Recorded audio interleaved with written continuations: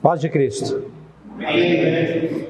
Por favor, abra sua Bíblia comigo no Evangelho segundo Lucas. Evangelho segundo Lucas, capítulo 7.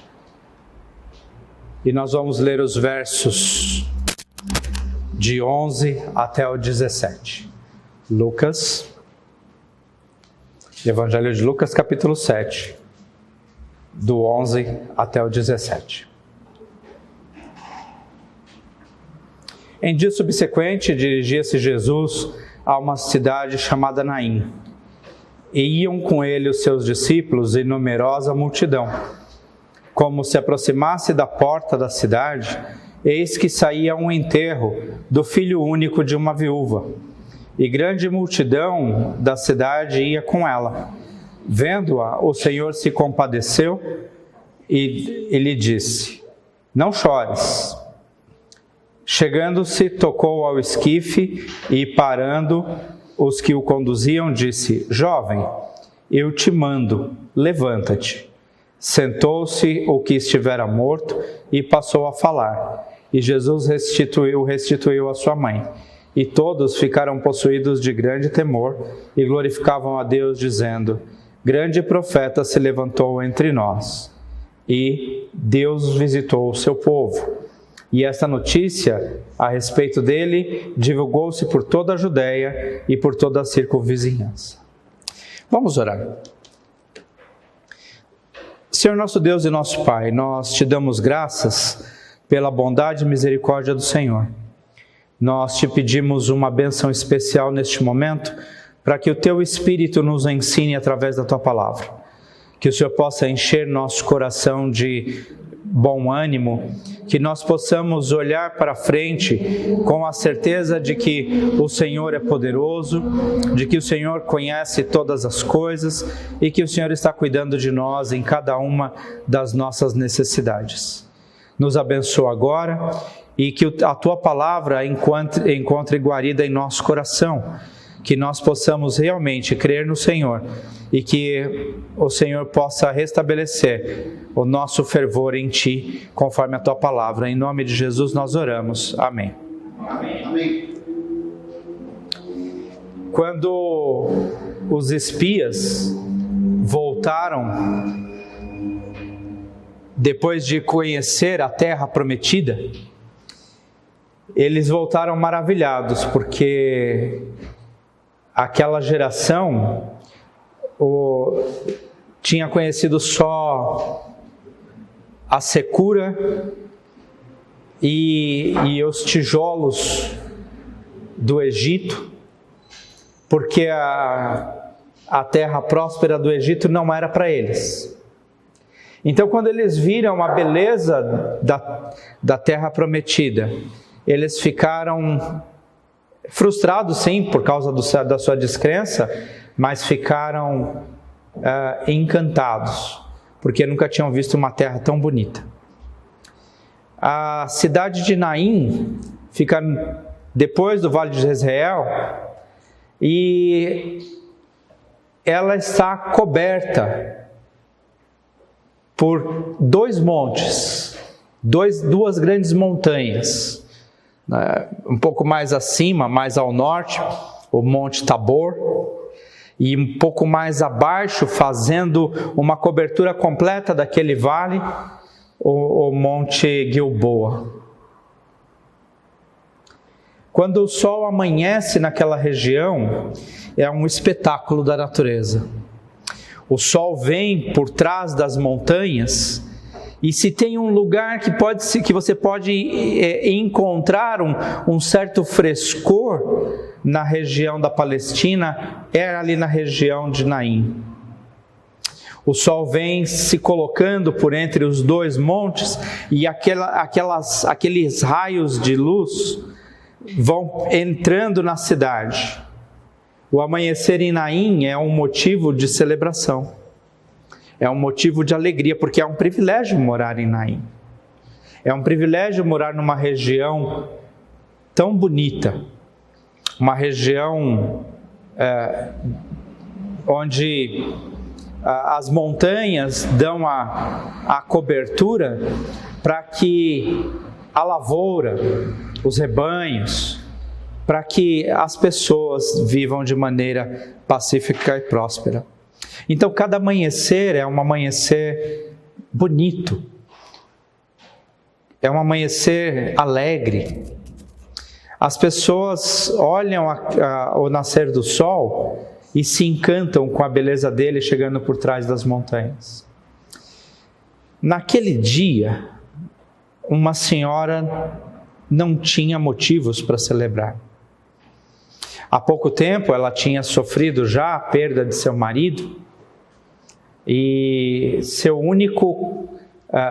única razão de ser, sua única alegria era o filho, o único filho que lhe restara da família. Então, naquele dia, o sol estava radiante, o dia era bonito, as pessoas estavam conduzindo suas vidas de uma maneira naturalmente alegre, mas ela não.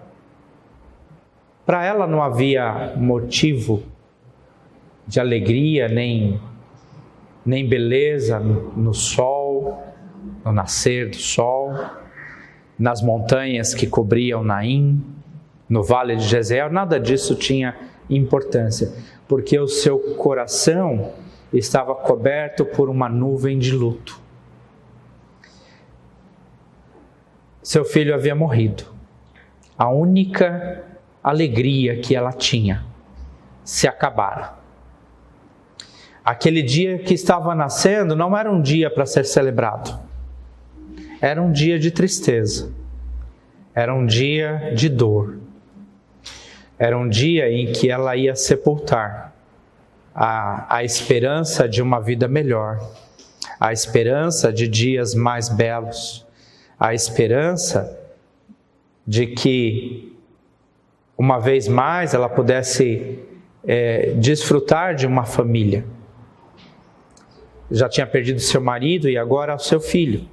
Então não lhe restava mais ninguém mais para cuidar dela, ninguém para cuidar da sua velhice.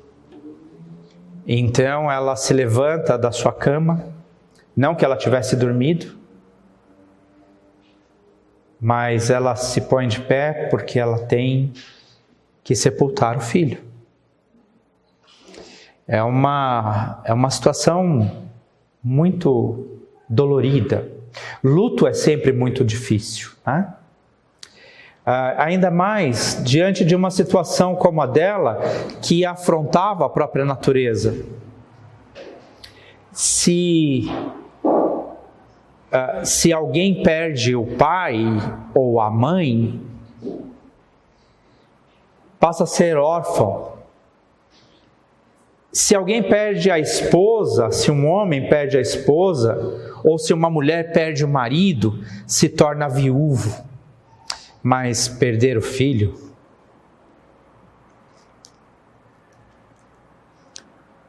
é uma dor que não tem nome. E a gente pode imaginar a dor daquela mulher.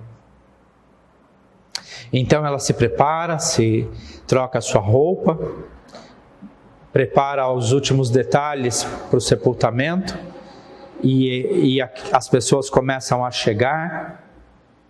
E então o corpo inanimado do filho, que estava num canto do único cômodo que ela habitava, é tomado na mão de algumas pessoas que não são seus familiares, e começa o féretro, uma procissão para sair da cidade, para poder enterrar o menino. É sempre um ritual triste, silencioso.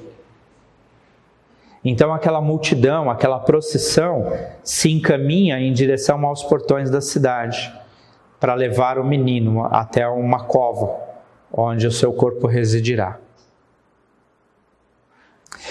Quando chega ao portão da cidade, a procissão que vinha conduzindo a morte encontra com uma outra procissão, totalmente diferente.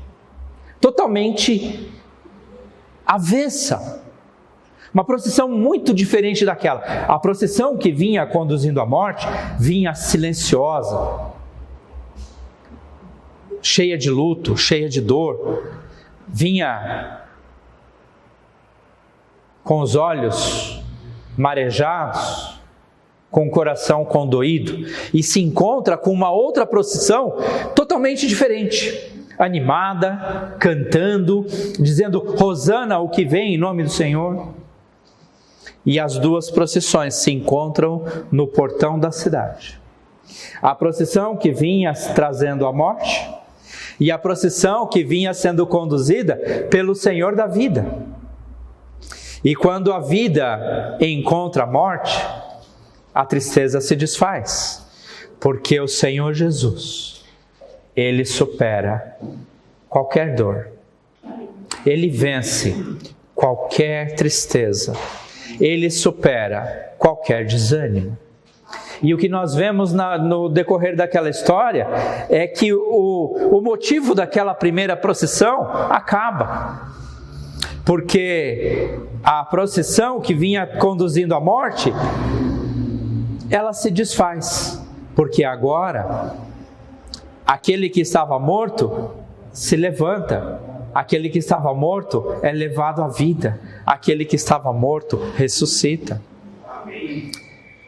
E os motivos de tristeza daquelas pessoas que iam em direções opostas, agora se torna uma única procissão na direção em que Jesus caminha, na direção em que o Senhor anda, porque Ele é o Senhor da vida. Ele é aquele que venceu o mundo, venceu o pecado, venceu a morte.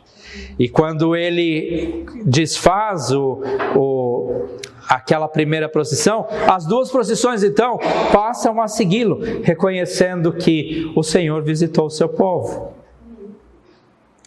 Nós estamos vivendo dias em que alguns de nós se encontram desanimados. Tenho conversado com alguns irmãos e esse negócio de ficar em casa, de não poder trabalhar, de não poder sair, de não poder encontrar com os irmãos, tem trazido uma certa depressão, desânimo, fraqueza para as pessoas.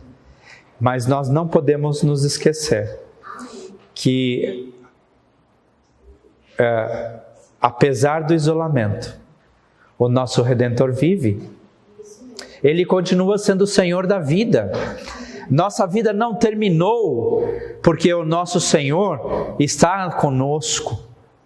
Então, assim como Ele Ele manda parar aquela procissão que estava indo na direção do féretro, Ele manda parar aquela procissão e toca no esquife onde jazia o menino morto, e Ele diz: menino, levanta. Da mesma forma, Ele pode romper qualquer desânimo, qualquer depressão, qualquer frustração. E Ele diz para nós, para cada um de nós e para todos nós: levanta. Porque nós em Cristo somos mais do que vencedores. Nós em Cristo somos mais do que felizes, porque nós temos vida e vida eterna.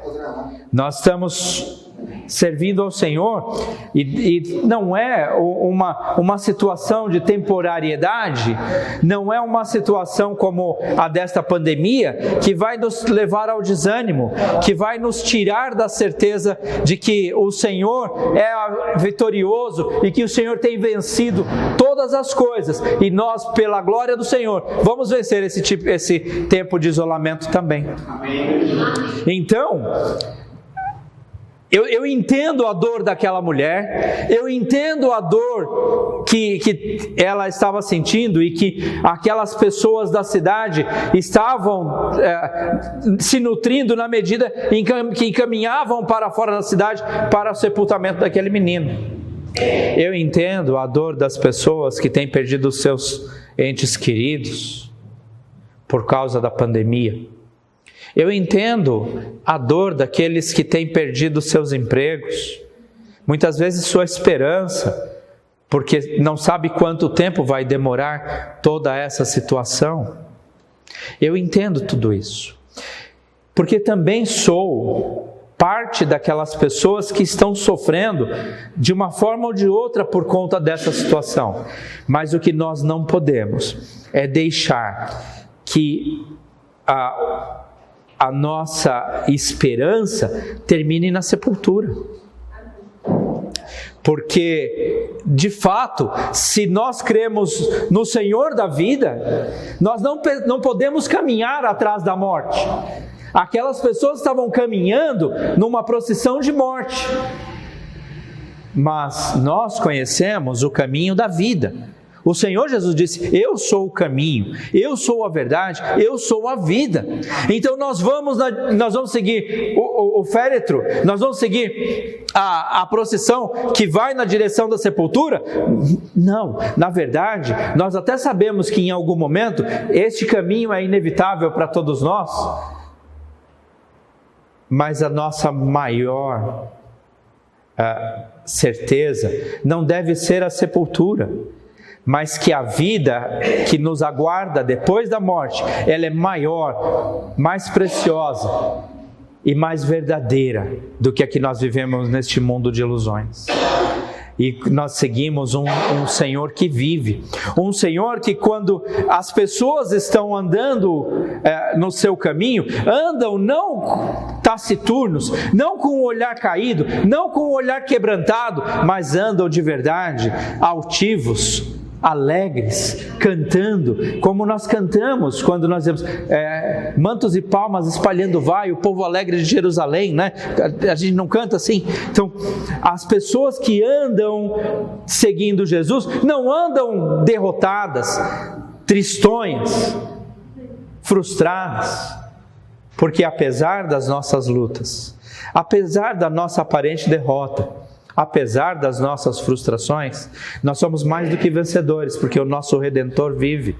Então, nós não vamos na direção daqueles que carregam a morte, mas nós temos encontrado a procissão que segue a vida, e nós temos decidido caminhar com Jesus. Caminhar com Jesus enquanto nós temos forças, enquanto nós temos oportunidade, enquanto nós temos vida, porque quando nos faltar todas essas coisas, nós sabemos que a coroa de glória já nos está reservada. Então não há motivo para dor, não há motivo para tristeza, não há choro que dure, porque na verdade a nossa alegria é muito maior e mais preciosa, porque a nossa alegria se chama Jesus. Amém.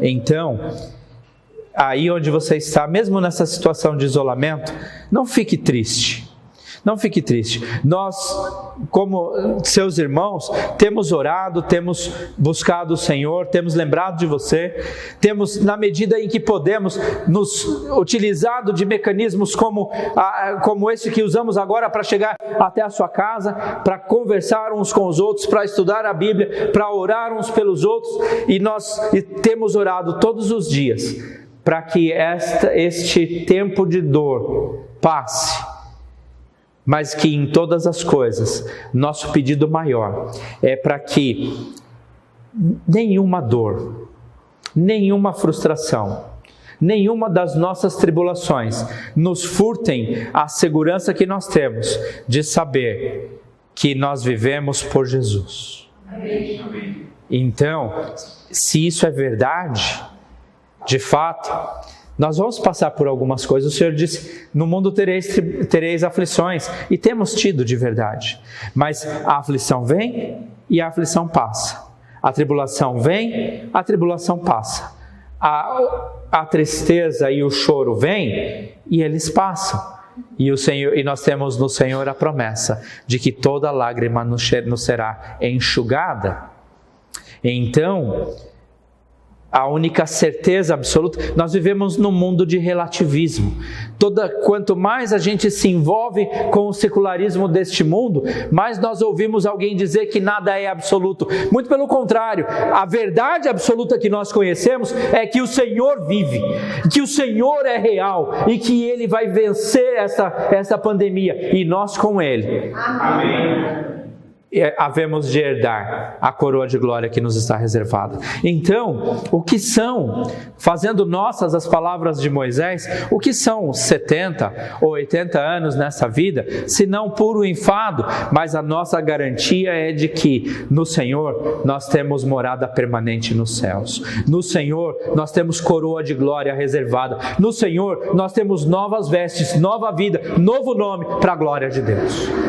Então, meu irmão e minha irmã, não deixe se abater por causa de o que quer que seja. O que quer que seja. O que quer que seja. Nós temos enfrentado, cada um de nós temos enfrentado nossas lutas e nossos fantasmas, mas o Senhor é mais verdadeiro e mais real do que qualquer uma das nossas dores. Então, pega a sua ansiedade, pega seu temor, pega a sua incerteza, pega as suas dores e entrega na mão do Senhor, que é Senhor da vida. Que Deus te abençoe e que você possa, de todas as formas, continuar confiando que quando passar este tempo, nós poderemos então nos abraçar e celebrar e cantar, anunciando que o nosso Senhor voltará. Maranata. Deus te abençoe aí no seu lar. Deus abençoe os irmãos aqui. Agora nós teremos uma oração na qual nós nos despediremos e encerraremos este culto. Vamos orar. Senhor, nosso Pai bondoso e misericordioso, elevamos nossa voz a Ti para Te agradecer pelo dia que nos concedeu e para agradecer pelas bênçãos e misericórdia. E lembrar quando o Teu Filho Jesus estava conosco na despedida, Ele nos aconselhou que não turvava o nosso coração e não ficasse em turbulência em nada. Mas Tu, Senhor, no final, nos permitiu ser agraciado, que Ele deixaria um consolador para os momentos difíceis, para nós superar e ser fortalecido, que Tu sempre estaria conosco, nos orientando e permitindo na Tua graça e misericórdia, que sempre nos assistia, concedendo-nos a verdade para que sempre possamos ser o vencedor, como a Tua palavra faz. Somos mais que vencedores, confiamos na Tua palavra e em Ti, pelas promessas, pelas evidências que sempre nos tem permitido, nos permitindo o socorro necessário da melhor forma possível. Nem sempre sabemos entender e Tu estás sempre nos permitindo o melhor. Confiamos na Sua graça, na Sua misericórdia, que sempre vem estendida a nós, nos fortalecendo, dando força e perseverança, somente no momento que nos cerca de aflição, mas entregamos em Tuas mãos, que nos vai permitir passar por isso, ter a bonança atrás, depois da tempestade. Sempre haver a bonança, confiando na Sua graça, por esse momento que nos permitiu falar contigo. Rendo graça a Ti por tudo e nos permite que a nossa fé sempre possa estar fortalecida e a Tua palavra sempre nos edifica cada vez mais. Sempre que em breve possamos estar juntos, louvando e tendo a comunhão contigo. Tu conheces a necessidade que estamos passando pela epidemia que está nesse momento. Não possamos estar presentes e reunindo e louvando a Ti como de costume, mas rendo graça e que todos nós, seus filhos, possam estar fortalecidos, com a fé crescida e possamos vencer tudo isso como nos permitiu. Sabemos que tudo isso é passageiro e nos concede a Tua graça a cada momento. Renda graça nesse momento que nos permitiu falar contigo. Em nome do Seu Filho amado Jesus. Amém.